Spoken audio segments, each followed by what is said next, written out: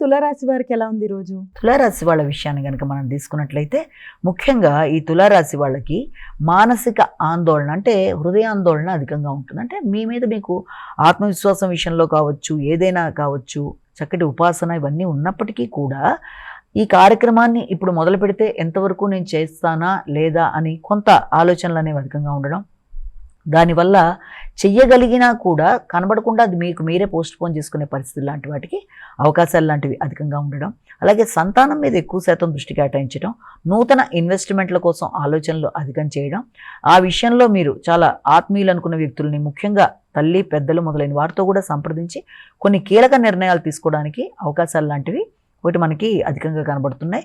ఆలోచనలలో ఎక్కువ శాతం సంతానం, వారి అభివృద్ధి మొదలైన వాటి మీద ఎక్కువ శాతం దృష్టి కేటాయిస్తారు. వృశ్చిక రాశి.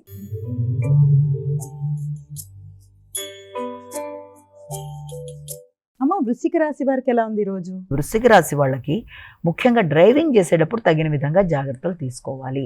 అలాగే సంతానాన్ని దూర ప్రదేశాల్లో విద్య కొరకు పంపించే నేపథ్యంలో వారి యొక్క హాస్టల్ వసతి కానీ, వారి విద్యా సంబంధమైన విషయాలు కానీ, వారి కొరకు అయ్యే ఖర్చుల గురించి కానీ ఎక్కువ శాతం మీరు ఆలోచనలు అధికంగా చేస్తారు.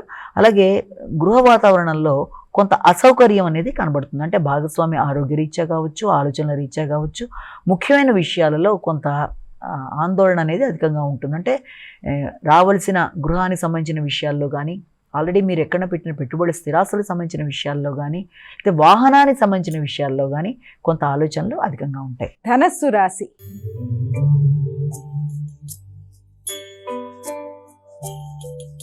అమ్మ, ధనస్సు రాశి వారికి ఎలా ఉంది ఈరోజు? ధనుసు రాశి వాళ్ళ విషయాన్ని కనుక మనం తీసుకున్నట్లయితే ఈ ధనుసు రాశి వాళ్ళకి ముఖ్యంగా ఆలోచనలు చాలా చక్కగా ఉపయోగకరంగా ఉంటాయి. అంటే చేద్దామనుకుంటున్న కార్యక్రమాల్లో దగ్గర ప్రయాణాలకి మొదటగా అవకాశం అనేది ఉంటుంది. అలాగే సామర్థ్యం, ఎఫర్ట్స్ పెంచుకుంటూ ముందుకు వెళ్ళడానికి అధికంగా కృషి చేస్తారు. అలాగే ఆ నేపథ్యంలో ఖర్చులు అనేవి కూడా అధికంగా ఉంటాయి.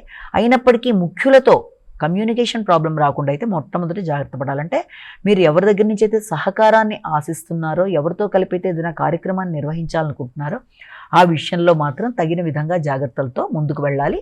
ప్రయాణాలు చేసే సందర్భంలో కూడా మీకు అనుకూలతలు ఉన్నప్పటికీ కూడా వీలైనంత వరకు జాగ్రత్తలతో ముందుకు వెళ్ళినట్లయితే సమస్యలు ఎదురు కాకుండా జాగ్రత్త పడతారు.